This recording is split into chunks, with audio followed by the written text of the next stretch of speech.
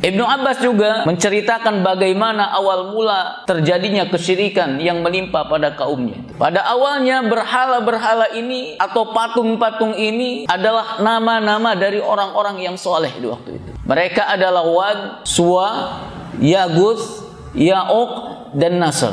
Semua ini adalah orang-orang soleh di waktu itu. Ketika mereka meninggal dunia, maka setan membisiki kepada kaumnya. Setan menjadikan ini kesempatan emas untuk memasukkan kesyirikan kepada manusia. Selama 10 abad lamanya mereka tidak mampu, tidak bisa memasukkan kesesatan yang bernama kesyirikan ini kepada umat manusia. Disinilah kesempatannya. Mulai setan membisikkan kepada kaum, buatlah patung-patung, di tempat di mana mereka biasa duduk-duduk. Beri nama patung-patung itu dengan nama-nama mereka. Tujuannya apa?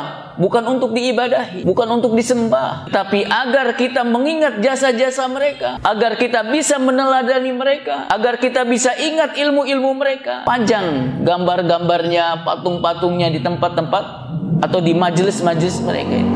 Maka mereka pun melakukannya. Dan betul tidak ada yang menyembahnya, tidak ada yang mengibadahinya, tidak ada. Tetapi ketika generasi pertama yang membuatnya itu habis, sudah pada meninggal dunia, ilmu pun sudah mulai hilang terkait dengan awal mula kenapa mereka membuat patung-patung itu.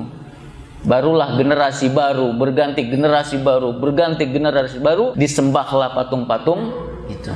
Dan kata Syekhul Islam rahimahullah ta'ala, kuburan-kuburan mereka pun itu sudah mulai dilakukan yang namanya tawaf, iktikaf di sana, kemudian tawaf, mengusap-ngusap, mencium kuburan-kuburannya, kemudian berdoa di sisi kuburan-kuburan mereka itu. Sudah mulai dilakukan. Dan ini adalah pintu kesyirikan ini. Ini awal dari penyembahan kepada berhala itu.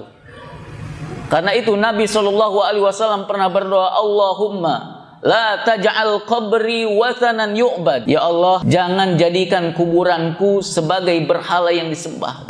Nabi nggak ingin kuburannya itu sebagaimana para nabi sebelumnya dijadikan wathanan, sembahan. Perhatikan pada apa yang disampaikan oleh Ibnu Abbas radhiyallahu anhu ini, terkait bagaimana strategi setan dalam menyesatkan kaumnya. Prosesnya dilakukan secara bertahap, halus, tidak langsung mereka disuruh untuk menyembah berhala, tetapi bertahap. Dimulai dari sebagai kenang-kenangan, pengingat, lalu mulai bergenerasi sabar itu setan dalam menyesatkan manusia itu sampai mereka terjerembab ke dalam yang namanya kesyirikan.